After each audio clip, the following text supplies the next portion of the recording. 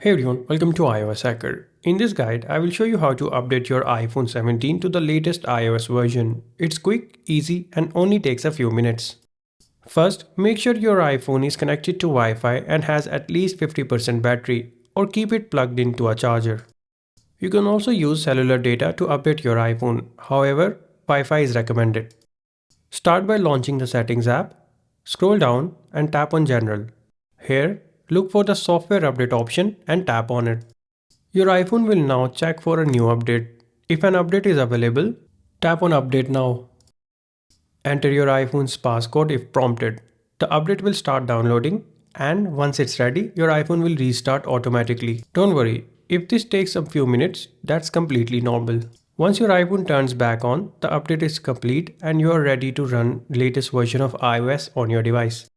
There are a few common reasons that can prevent you from updating your iPhone. For example, your iPhone does not have enough space.